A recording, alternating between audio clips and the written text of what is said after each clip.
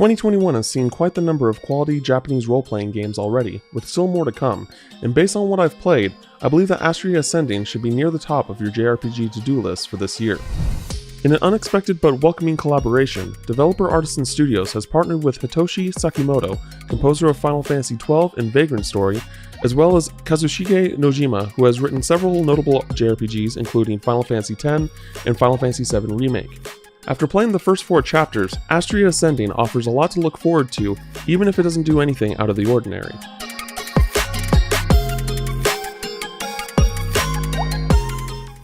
In general, the environments and animations are drop-dead gorgeous across the board, despite some unnecessary detail, but its turn-based combat is where it is at its best, with each slash and blast oozing with charm.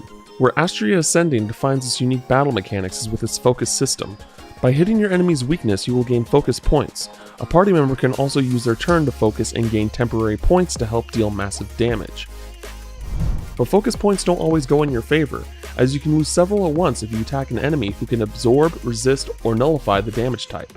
Whether it be abilities or a melee attack, you can use up to 4 focus points, dealing up to 200% strength. While there are 8 party members throughout your journey, only 4 are usable in a battle.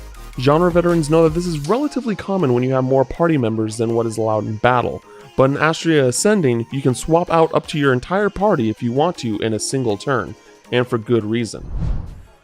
Battles are more often than not a challenge where, depending on your situation, you can see yourself in deep water even before your first turn begins, thus encouraging you to experiment with different groups of members to see which best finds you success in specific encounters. Regardless of who is in your party or who is on the sidelines, everyone gains the same amount of experience as long as they live through the fight, so there's seemingly little to no need for grinding to keep everyone on the same level. This is the first of a few quality of life improvements that Astria Ascending brings to the table. As a fan of the genre, it is easy to forget sometimes that turn-based JRPGs are not for everyone and can take a lot of work to get into, so Astria Ascending has implemented accessibility features for those who may not be familiar with the genre to ease themselves in. For instance, enemies respawning in dungeons can be disabled, difficulty can be changed on the fly, and there's even a weakness indicator that can be turned on so you don't have to use an ability or play the guessing game to figure out a threat's vulnerabilities. Of course, many players will want to experience everything organically, but having the options for those who are newer or more casual with the genre to enjoy their experience in their own way is a huge win. Despite how much I enjoyed the combat, one notable omission was the lack of a turn bar displaying the order in which the field would operate. It isn't particularly a necessity as it doesn't hurt the gameplay's quality, but it has been such a useful feature in many modern turn-based JRPGs of this century that it seems odd that it's absent.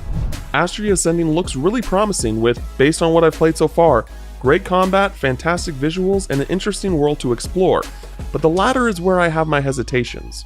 With these heroes chosen as demigods, they are guaranteed death 3 years later. Do any of them take issue with being chosen as a demigod? Do any of them fear the inevitable death that is coming for them? These are the type of questions that I hope are explored, but how hard will the commitment be remains to be seen. If you're a fan of JRPGs, check out our review for Neo: The World Ends With You, and for everything else in the world of gaming, keep your focus with IGN.